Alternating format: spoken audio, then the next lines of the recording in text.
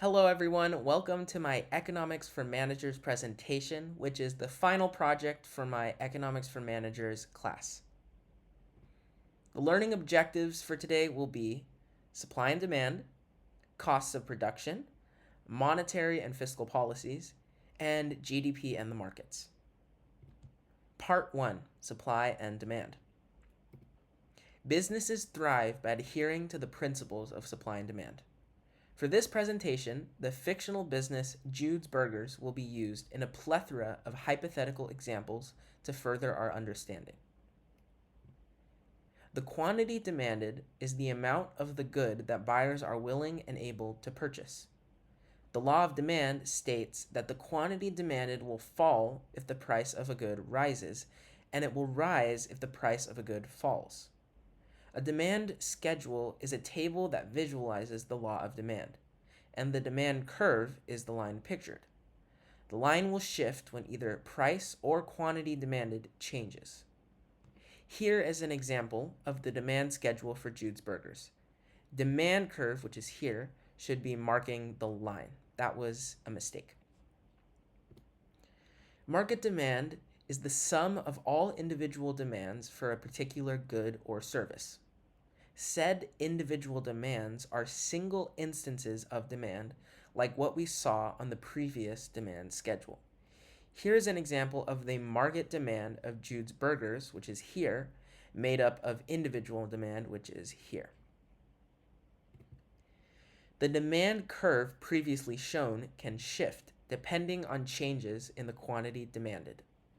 When buyers want more quantity, the demand increases and the curve goes right. When buyers want less quantity, demand decreases and the curve goes left. Here is an example of the shift in the demand curve of Jude's Burgers. The quantity supplied is the amount that sellers are willing and able to sell. The law of supply states that when prices rise, the quantity supplied will rise, and when prices fall, the quantity supplied will fall. A supply schedule is a table that visualizes the law of supply, and the supply curve is the line pictured. The line will shift when either price or quantity supplied changes. Here is an example of the supply schedule for Jude's Burgers, and this is the supply curve. Market supply is the sum of the supplies of all sellers. Each instance of supply is considered an individual supply, like what we saw on the previous supply schedule. Here is an example of the market supply of Jude's Burgers, made up of individual supply. The supply curve previously shown can shift, depending on the changes in quantity supplied. When quantity raises, supply increases and the curve shifts right. When quantity drops, supply decreases and the curve shifts left. Here is an example of a shift in supply curve of Jude's Burgers.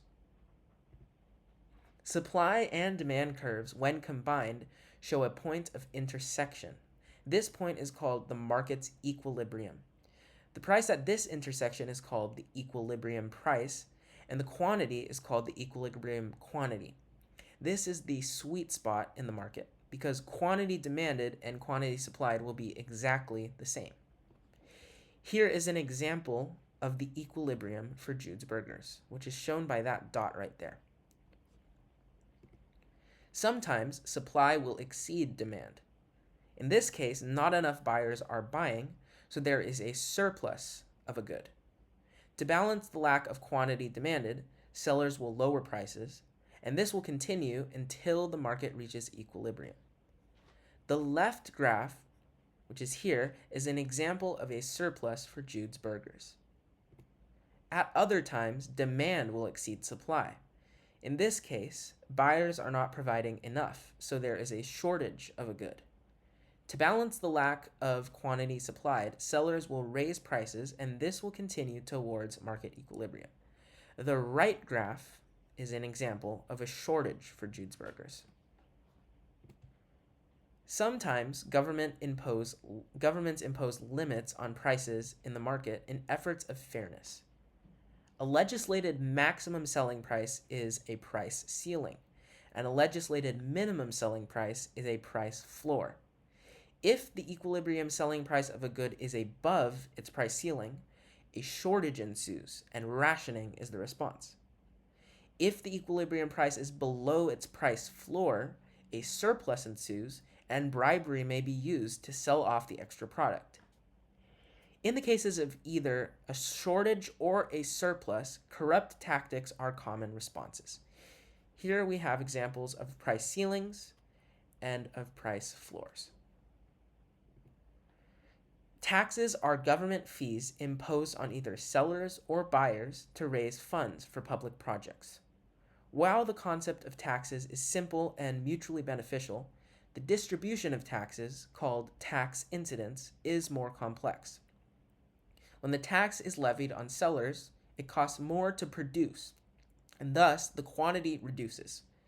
In turn, the price raises. In other words, even though the sellers pay the tax, the buyers have to pay more as well. This is why it doesn't matter whether the buyers or the sellers get taxed, because in the end, both the buyers and sellers are paying more. Here is an example of a tax on sellers. Part 2a, the cost of production. Total revenue is the amount that the firm receives for the sale of its output, and total cost is the amount that the firm pays to buy inputs. We calculate the firm's total profit with the formula profit is total revenue minus total cost. Jude's cost to produce one burger is $5. He sells each burger for $10. Jude's profit would be his revenue, $10, minus his cost, $5. Jude's profit is $5 per burger sold, which we can see in this simple equation. Explicit costs require the firm to pay out some money. On the other hand, implicit costs do not require a cash outlay. For example, the income that Jude could be earning as a movie producer is being foregone so that he can make burgers instead. Oftentimes, the implicit cost of a company will be the opportunity cost, the things foregone, of the financial capital that has been invested in the business. For example, the money that could have been invested in stocks has instead been spent on purchasing Jude's burger joint. Production function is the relationship between the quantity of inputs, workers, and the quantity of output, burgers. The total cost curve is a visual representation of the relationship between total cost of production, which is workers and materials, and quantity of output, burgers, per hour. This is an example of the production function table, where we can see number of workers, output, marginal product of labor, cost of factory, cost of workers, and the total cost of inputs. And here is an example of the total cost curve. This is the production function, and this is the total cost curve. Fixed costs will always be incurred regardless of production, such as the water and electricity bills. Conversely, variable costs change as the firm alters the quantity of output produced. For example, the more burgers Jude produces, the more buns and patties must be purchased. Similarly, the more workers Jude hires, the more payroll will cost. Total cost is the sum of fixed costs and variable costs. Average total cost can be found by dividing total cost by the quantity of output. For example, if our total cost is $550, we divide that by the quantity of output, which is 100, and we get $5.50. Average total cost represents the cost of a typical unit of output if total cost is divided evenly over all the units produced. Average fixed cost can be found by dividing fixed cost by the quantity of output. For example, if 30 is our fixed cost, we divide that by our quantity of output, which is 100, and we get 30 cents of fixed cost per unit of output produced. Average variable cost can be found by dividing variable cost by the quantity of output. For example, if 20 is our variable cost, we divide that by our quantity of output, which is 100, and we get 20 cents of variable cost per unit of output produced. Marginal cost is the amount that total cost rises when the firm increases production by 1 unit of output. It can be calculated by dividing change in total cost by change in quantity. For example, 555 minus 550 is our change in total cost, and we divide that by our change in quantity, which is 101 minus 100, and we get $5 of marginal cost per unit of output produced. Marginal cost rises as the quantity of output produced increases. With less workers, marginal cost is small, but with more workers, marginal cost is large, as shown by the upward slope, which we can see here. As output rises, average fixed cost declines, spread across more units, which we can see here. Average fixed cost declines, which is here, and average variable cost rises, which is here. And I forgot to mention, this is the marginal cost curve. Therefore, average total cost would be somewhere in between rising and falling, as shown by the U-shaped slope. This is the average total cost, somewhere in between rising and falling.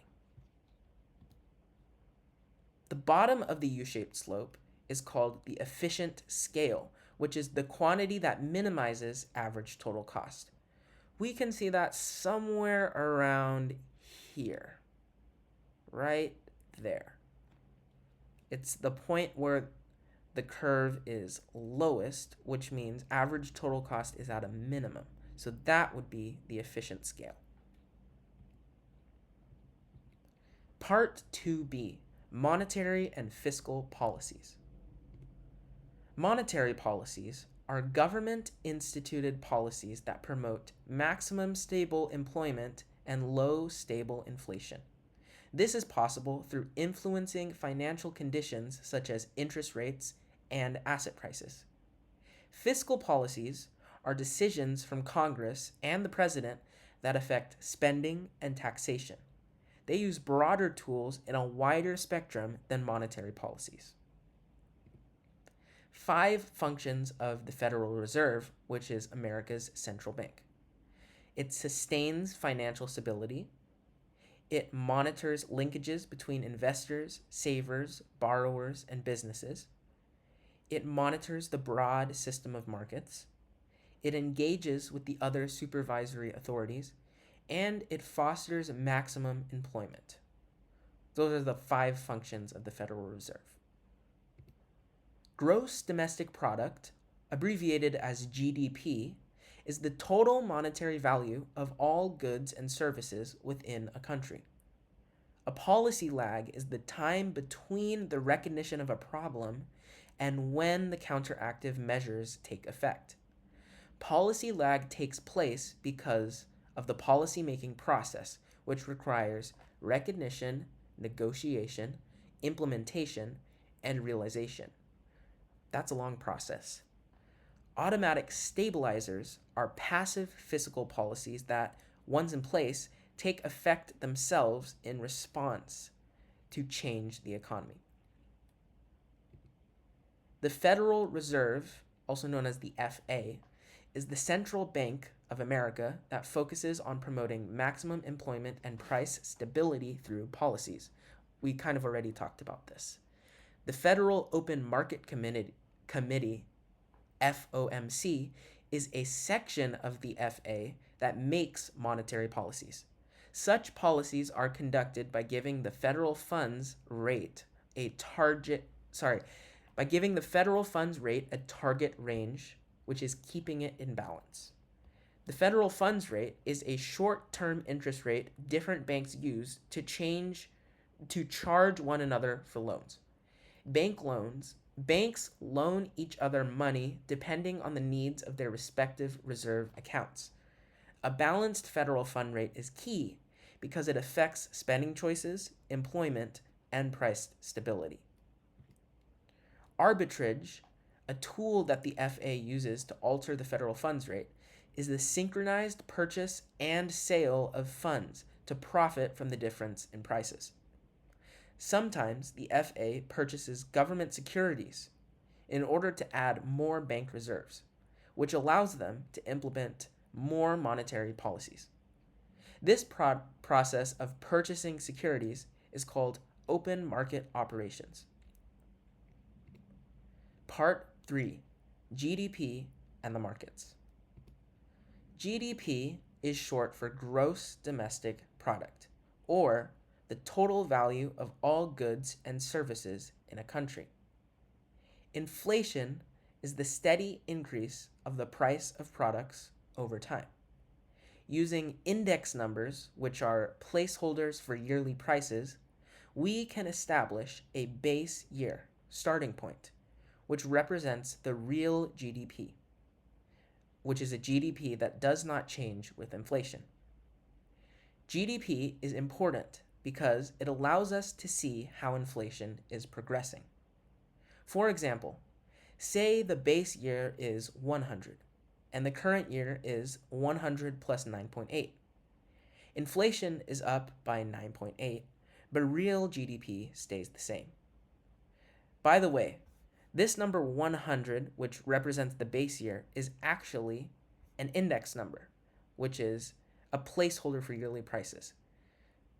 Now, the rule is that a base year always has a value of 100.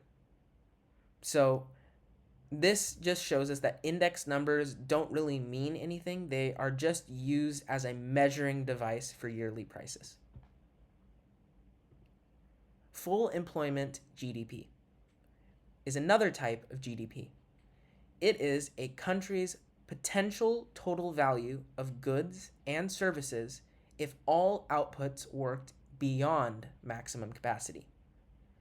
That would be like if there are 24-hour work days, which is very not realistic, but it's a potential total value.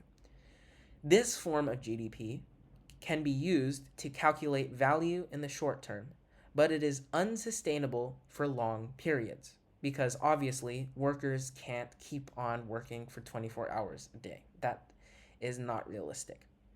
For example, say real GDP is represented by 100, comprised of standard 8-hour workdays. This would be the realistic GDP. If workdays were extended to 24 hours, which is the full employment GDP, that would be 3 times the workforce. Therefore, the full employment GDP would be 300, which is 3 times the index number for real GDP. So this is just a theoretical calculation. And as it said, it's not usable for long periods of time, only for the short term. The government has an annual budget, which is how much funds it receives in a year. Staying below the budget is a surplus, and going over is a deficit. The sum of the government's annual deficits is the national debt, which has accumulated to a massive amount. I actually watched a video that said the current national debt is somewhere in the trillions. And I may be remembering wrong, but I think it was hundreds of trillions. And something about that, the amount that is actually so great that if you stacked those bills, it could actually circle the earth, because that is how much the national debt is, which is actually kind of crazy. Tax policy is all laws that affect how the government collects funds. Labor markets simply refer to places of work. but they include both buyers and sellers. All citizens of the labor market are taxed in various degrees. This is going back to what we learned about the levying of tax either on buyers or sellers. And if you guys remember, we learned that it doesn't matter if the buyers are taxed or the sellers are taxed because eventually both will have to pay more. For example, those in Medicare have a proportional tax, which is a flat percentage, while those in Social Security have a regressive tax, which is a smaller share for higher income. For example, if someone is earning minimum wage, they would have a larger share of that income for their regressive tax. Compared to someone who is a millionaire, they would have a smaller share for that income because if they had the same share of that income, it would be much, much more for a millionaire. The market can take different forms. A perfect competition market is when every firm produces identical products. A good example of this would be the soda industry. Coca-Cola produces a soda which tastes remarkably similar to Pepsi, which also produces soda, and then Dr. Pepper and Sprite, they all produce basically the same thing. So that is an example of perfect competition. A monopolistic competition is a market where many firms produce similar products with distinct differences. An example of this is toothbrushes. There are many toothbrushes, but some toothbrushes have distinct differences. For example, there are the ones where you have to manually brush, and there are the ones that are automatic, which have a battery and you press the button and it moves for you. And then there are other toothbrushes that are drastically different. Like I saw one with hundreds of bristles that you put in your mouth, like in the shape of teeth, and you press a button and it brushes it and you just hold it there. And that is also a toothbrush. But that is a great example of monopolistic competition where each toothbrush has a distinct difference. A monopoly is when one firm controls the entire market and is the only provider of a certain product. A good example of that is like the US Postal Service. They are basically the only ones who deal with the mail in America. I remember every once a week I would see the same mail truck from the same company drive up to my mailbox and put the mail in. And that is an example of a monopoly. An oligopoly is when a handful of firms control the market. Now, I can't think of many oligopolies, but off the top of my head, I would say McDonald's, Burger King, Wendy's is a good example of oligopoly. Like there are a handful of fast food restaurants at least in the United States that control the majority of the fast food market. Like there are also, Arby's, and some other small ones. And there are also some that are growing in popularity like Raising Cane's. But yeah, like Chick-fil-A, even Carl's Jr., I would say that's an oligopoly, like a handful of firms that control the fast food market. Firms of perfect and monopolistic competition markets are price takers, which means they must adhere to the standard market prices for products. For example, Coca-Cola, Pepsi, all the sodas have a standard price. So Coca-Cola can't suddenly increase their price by like $2 because that is not following the standard market price. So that applies for both perfect competition and monopolistic competition. However, monopolies and oligopolies get to set their own prices because they control the market. So now that I'm thinking about the oligopoly I mentioned, which is the fast food restaurants, maybe those aren't all an oligopoly because they all pretty much adhere to the standard prices of fast food. So like, $5 for a burger. You can't really go higher than that. Realistically, the market is mostly monopolistic, which is similar products with distinct differences. Some monopolies and oligopolies. An extreme in any direction could be dangerous to economic balance. Well, we've reached the end of my Economics for Managers presentation. This is my references sheet. Thank you so much for watching, and I just want to say a great thank you to Professor Chambers for taking us on this journey. Very fulfilling, very memorable. I learned lots about the markets, supply, demand, prices, finance, everything. Even the government, I learned a lot about that with like fiscal and monetary policy. So I just want to thank you so much, Professor Chambers, for teaching us these past 8 weeks. I hope you enjoyed my final presentation, and Merry Christmas. Thank you for watching.